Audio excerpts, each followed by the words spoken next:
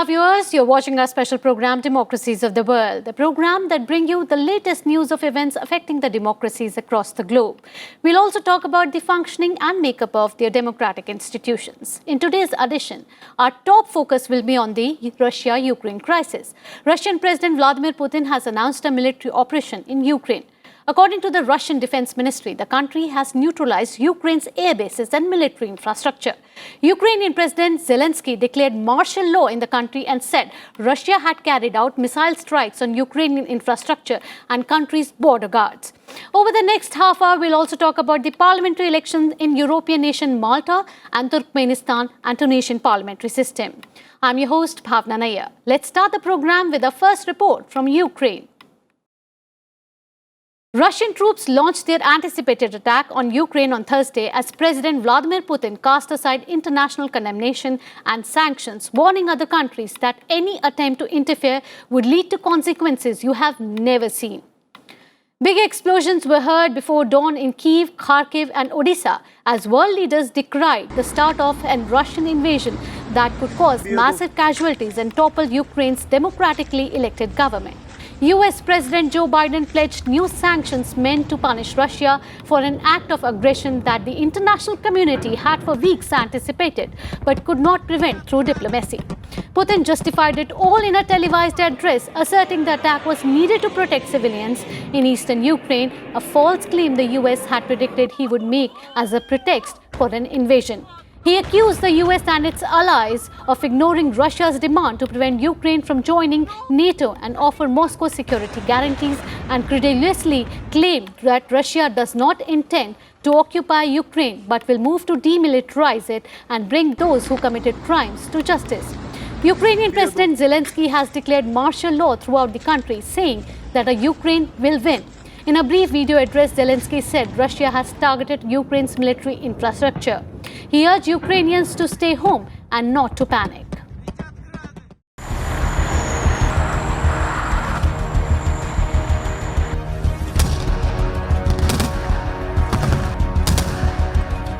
In a move that will severely increase tensions with the West, Russian President Vladimir Putin signed the presidential decree recognizing the independence of separatist regions, Donetsk and Lugansk in eastern Ukraine. The two self-proclaimed rebel republics are situated in the Rust Belt in the eastern Ukraine. They are collectively part of Donbass region of eastern Ukraine. Under the treaty signed by Putin, Russia has acquired the right to build military bases in the regions. The parties commit to defend each other and sign separate agreements on military cooperation on recognition of each other's borders. Putin justified the decision in a far-reaching pre-recorded speech, blaming NATO for current crisis and calling the US-led alliance an existential threat to Russia.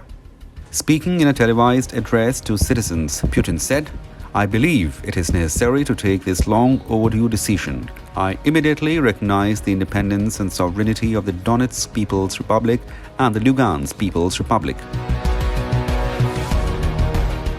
Responding to the development, which accelerated the West's fear of war, Ukrainian President Volodymyr Zelensky in a statement on Tuesday accused Russia of wrecking peace efforts and violating the sovereignty and territorial integrity of his country.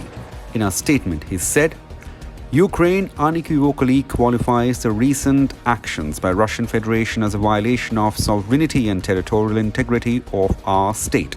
All responsibilities for the consequences of these decisions lies on Russia's political leadership. The recognition of independence of occupied areas of Donetsk and Luhansk might constitute a unilateral withdrawal from the Minsk agreement." The move has prompted several countries in the West, including the US, to impose sanctions on Russia. US President Joe Biden signed an executive order prohibiting new investment, trade and financing by US persons to, from, or in Donetsk and Luhansk regions. Western countries have repeatedly warned Moscow not to officially recognize the self-proclaimed Donetsk People's Republic and Luhansk People's Republic. At the heart of current crisis between Russia and Ukraine is NATO, a group of 30 countries including the US, UK, France and Germany. Ukraine wants to join NATO, of which United States, the arch rival of Russia, is a part. NATO is open to make Ukraine its member, but Russia doesn't want the group to allow Ukraine to become its member as it'll expand the grouping's footprints to its border. Ukraine fears attack by Russia as the latter has already annexed Crimea from Ukraine. According to principle of collective defense, which is enshrined in Article 5 of the Washington Treaty, NATO considers an attack against one or several of its members as attack against all. That is why Russia opposes NATO membership to Ukraine. It thinks if Ukraine becomes member of NATO, it might try to take back Crimea by military action.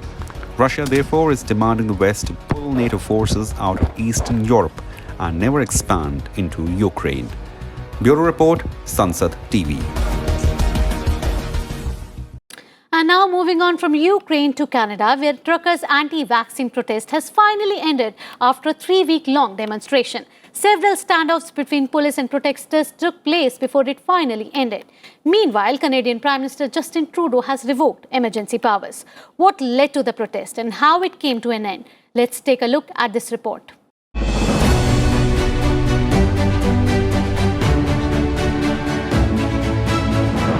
The streets around the Canadian Parliament are quiet now. The relentless blare of truckers' horns has gone silent. For the first time in weeks, Ottawa residents were not awakened by the incessant honking that had become a staple of the protests. The Ottawa protesters, who vowed never to give up, are largely gone, chased away by policemen.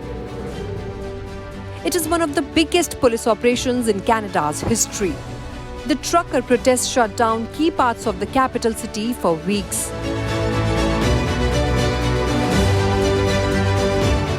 Demonstrators had used hundreds of trucks and vehicles to block the city centre since January 28th, prompting Prime Minister Justin Trudeau to invoke rarely used emergency powers.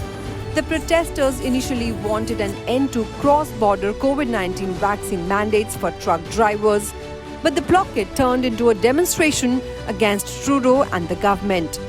Those arrested so far face 389 different criminal charges, including obstructing police, disobeying a court rule, assault, mischief, possessing a weapon, and assaulting a police officer. Meanwhile, Canadian authorities told banks to unlock financial accounts belonging to individuals involved in a COVID-19 protest in Ottawa. Amid the protest, Canadian Prime Minister Justin Trudeau had invoked emergency powers to give his government wider authority to stop the protests, including sweeping powers to freeze the accounts of those suspected of supporting the blockades without obtaining a court order. Since late January, downtown Ottawa has served as a parking lot for hundreds of heavy-duty trucks, pickup trucks and other vehicles operated by individuals who say they are fed up with the social restrictions and vaccine mandates meant to contain the spread of the COVID-19.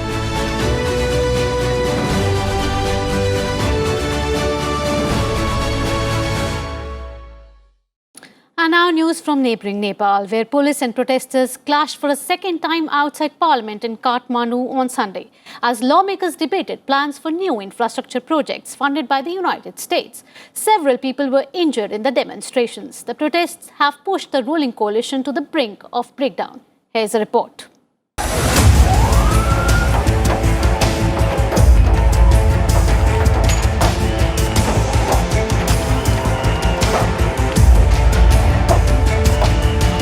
Hundreds of protesters clashed with riot police outside Parliament building in Kathmandu on Sunday. At several points, demonstrators tried to push through barricades and pelted riot police with stones. Several people were injured on both sides. They were protesting against the government's plans to approve infrastructure projects funded by the United States. Under the deal, the Himalayan country will receive $500 million in grants from Washington's anti-poverty project, the Millennium Challenge Corporation.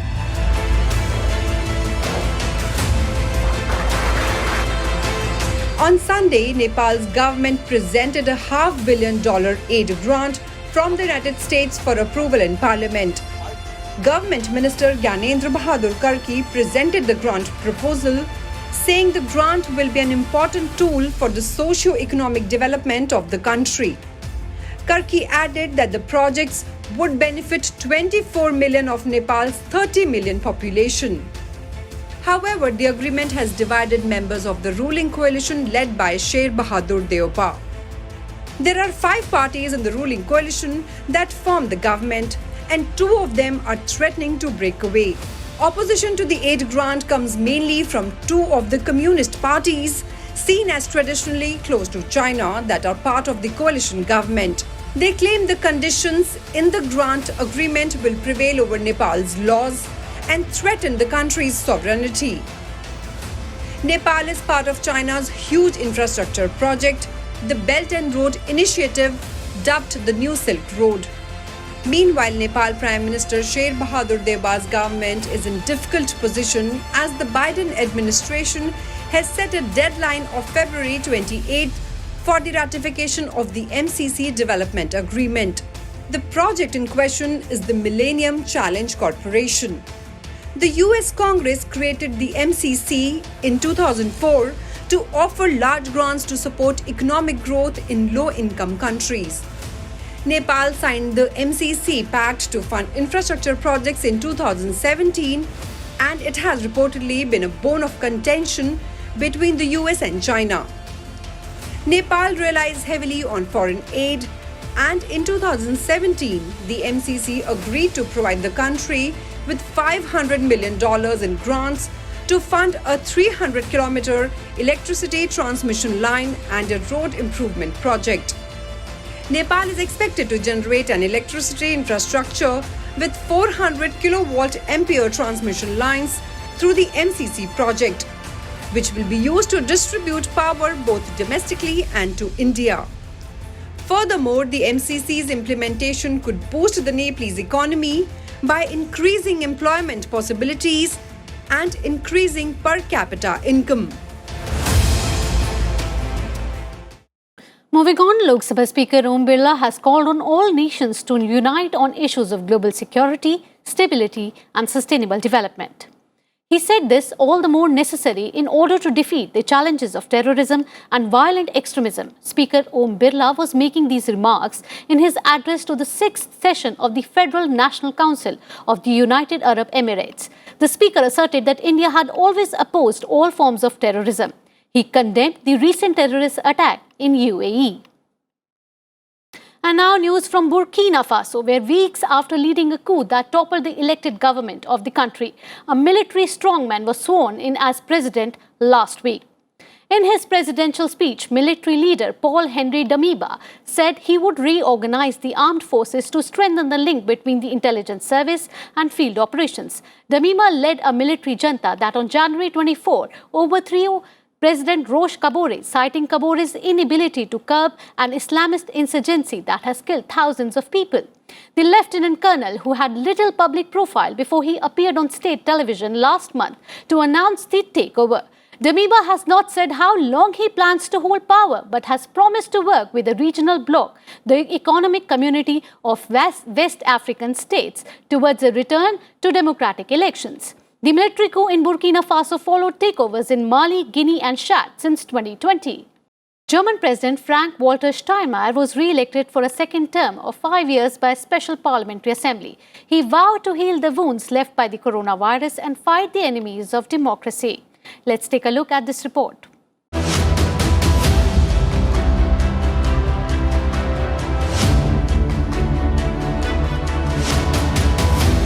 Germany's Special Assembly voted veteran politician Frank-Walter Steinmeier as the country's president for a second term.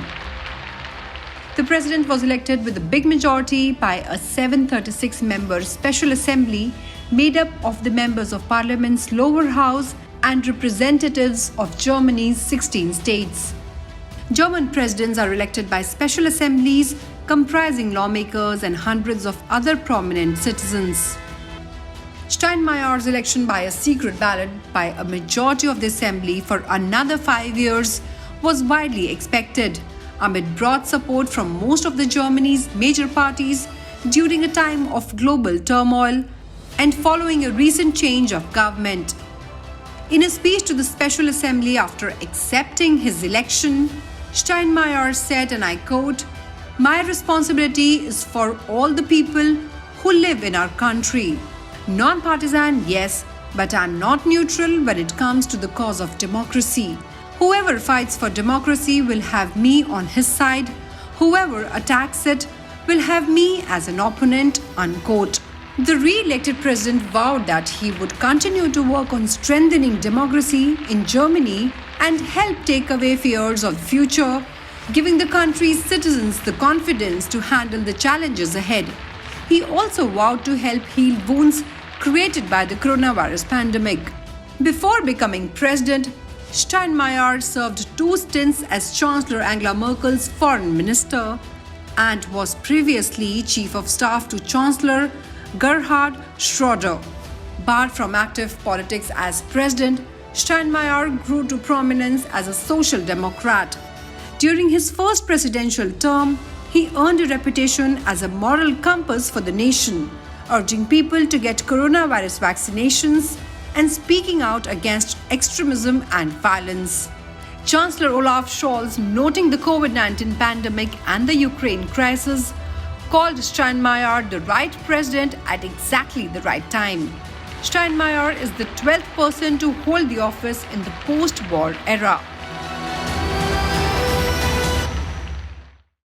And now a report from Tunisia. Tunisian President Kais Saied has extended country's state of emergency until December 31st of this year. The North African country has been under a state of emergency since 2015 after an attack in which several presidential guards were killed. The state of emergency grants the Ministry of Interior exceptional powers, including banning meetings, introducing curfews, inspecting shops, monitoring the press, publications, radio broadcasts, and film and theatre screenings. Tunisian authorities have battled against militant groups which operate in remote areas near the border with Algeria since 2011 uprising, which ousted the government of Zine Abedine Ben Ali. A stagnant economy, growing unemployment, and rapidly looming public financial crisis. All of this has created among a large number of Tunisians a sense of hopelessness and a loss of faith in parliament and country's political party. Let's now take a look at the separation of powers in Tunisia, functioning of parliament, and its journey from revolution to democracy. Home of the ancient city of Carthage, Tunisia was once an important player in the Mediterranean, thanks to its location in the center of North Africa, close to vital shipping routes. The Romans, Arabs, Ottoman Turks, and the French realized its strategic significance, making it a hub for control over the region. However, French colonial rule ended in 1956. After gaining independence from France, politician Habib Bourguiba became the nation's first president, and the nation flourished despite his authoritarian rule. Trade expanded greatly, reminiscent of times when the ancient seaport Carthage was one of the richest in the world.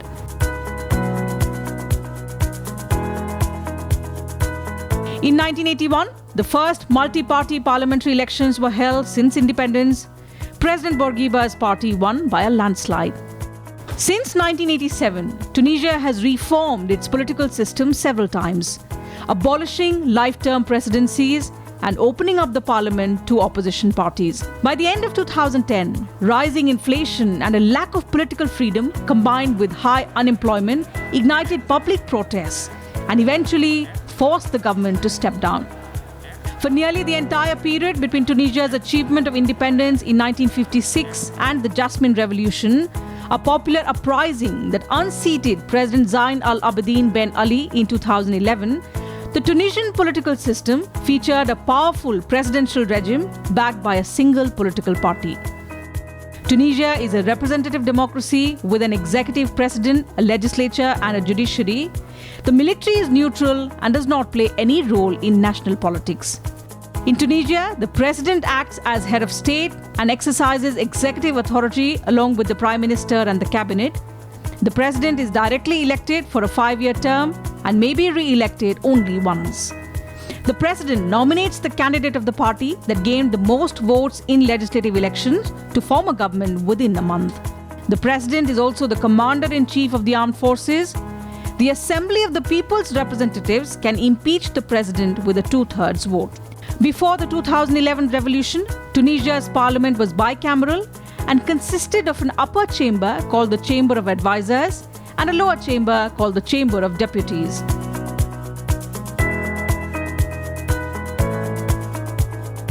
The second elections to the Assembly were held on 6th October 2019. It was only in 2014 that Tunisia's parliament passed the country's first constitution. The Tunisian legal system is based on the French civil law system. So it's time for a short break. On the other side, we'll get you all the details about the parliamentary elections in European nation Malta and Turkmenistan. You stay tuned to Sansad TV.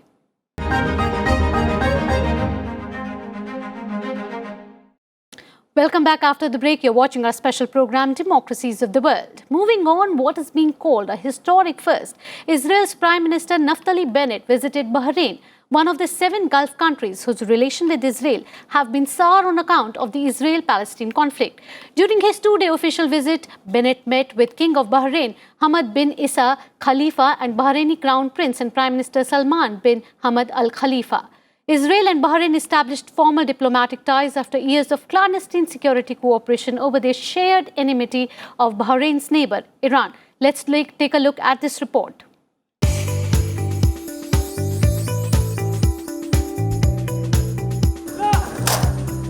On a landmark visit to the oil-rich Gulf country, Israeli Prime Minister Naftali Bennett met Bahrain's King Hamad bin Isa Al Khalifa 17 months after they established relations under a 2020 US-sponsored deal based in part on shared concerns about Iran. He met Crown Prince Salman bin Hamad Al Khalifa, who also serves as the kingdom's prime minister. Bennett described his 2-day trip as a chance to forge a common stand against Iran and its allies like Yemen's Houthis, whose attacks on the UAE this year jarred the oil-producing region. I've come here to talk to you about the future, about your future, my people's future, and our shared future.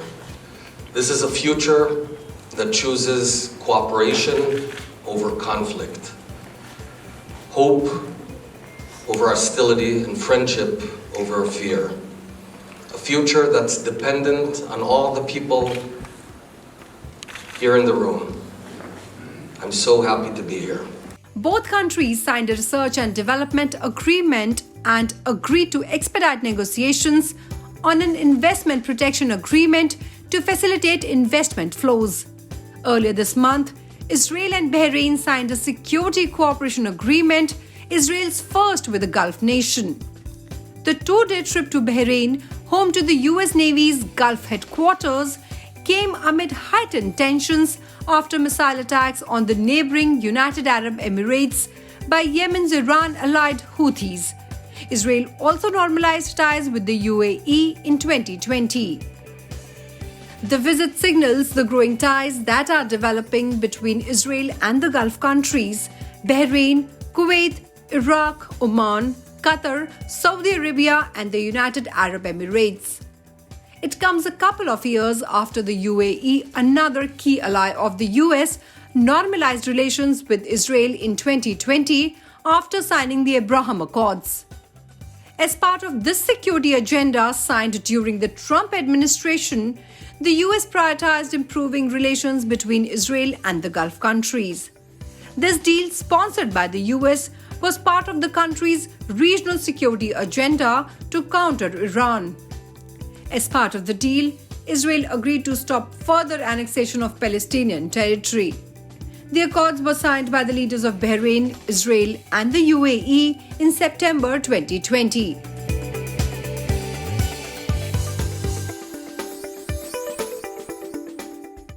Let's now talk about Turkmenistan presidential election. Turkmenistan will hold an early presidential election on March 12 after President hinted he planned to resign. The announcement was made by the country's Central Election Commission officials. Burdi Mukhamedov, 64, has run the gas-rich Central Asian nation since 2006 with sweeping powers and no effective opposition.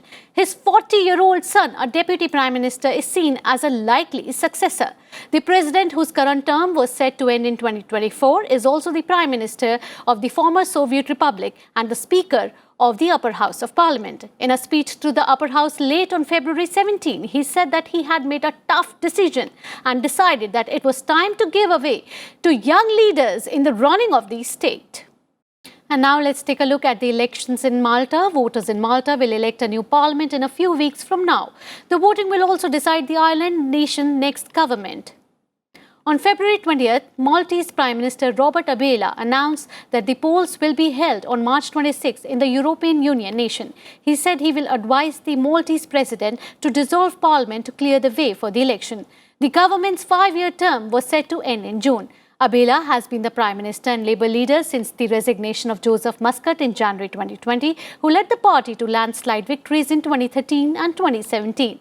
The Nationalists are Malta's other main political party. The balloting will be the first time that both the Prime Minister and his political opponent, who leads the Nationalist Party, will contest an election as he heads for their political parties. And that's all we have in this edition of our program on Democracies of the World. Please connect with us on various social media platforms. You can also send in your feedback at Sansad TV at sansad.nic.in. You can also download our mobile app, Sansad TV. We'll bring you more stories of different democracies in our next edition. Thank you for watching. Stay tuned for more programs on Sansad TV. Till then, goodbye. Namaskar.